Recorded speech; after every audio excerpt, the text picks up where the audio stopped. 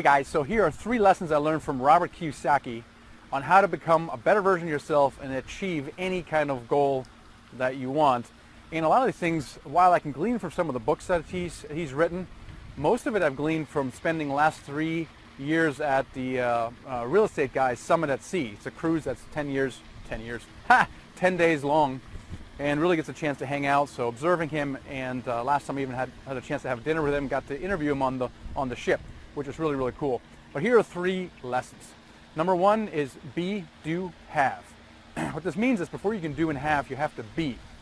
What person do you need to become first in order to do and have? And something that I've skipped for many, many years, and I just focus on doing so that I can have, but that was all wrong, right? You don't have the right foundation. So really, who do you need to be or become? Focus on the being first, or at least simultaneously. Don't ignore it. And this includes things like character or spirituality, things that are important to you, gaining clarity, working on yourself and your mindset.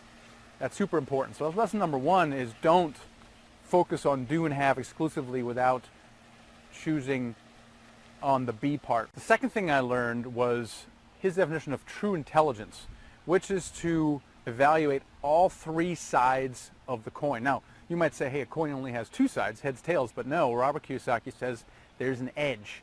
And true intelligence is being able to stand on the edge and looking at both the heads and the tails, not dismissing one or the other as right or wrong, but considering both angles.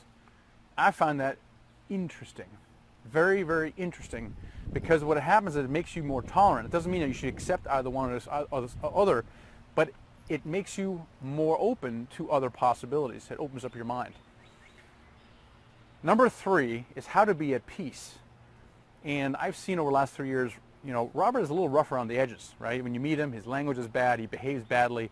When I first met him 3 years ago, it was pretty bad, and it's gotten a lot better the last couple of years. And this past time on the Real Estate Guys cruise, he was really talking about how he doesn't really care whether the market goes up or down. He'll be fine either way. And when I had dinner with him, I said, hey, Robert, that's easy enough for you to say because you're loaded, And he goes, ha, ha, ha. But really what he meant, and he didn't say it from stage really, but he has learned how to be at peace regardless of the outcome. And that's something that I learned as well during the restaurant days as well, is that, hey, you can't control everything. You certainly can't control the market going up or market going down.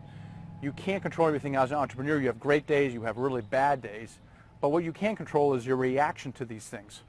And so you can be at peace with anything as long as you are okay or you accept whatever outcome there is. So truly being at peace with everything, and it's not something that is easy. I think you get to that when you've had experiences, but I think you can work on that back in that be, do, have. So if you can be at peace with anything right away, it gives you a lot of power. Because if you're not at peace with something, you are operating out of a perspective of weakness or of fear, versus if you've accepted something, you can now operate out of a position of confidence. So those are the 3 things that I learned that I want to pass on to you guys: is be, do, have, true intelligence, and how to be at peace. So anyway, hope that is valuable for you guys. Have a great day. Talk to you later. All right, guys, hope you find the value. Before you go, make sure that you grab my free ebook right here. Okay, grab that and subscribe to the YouTube channel because we put out content weekly. Make sure you do that. And hey, check out this other video. Talk to you later.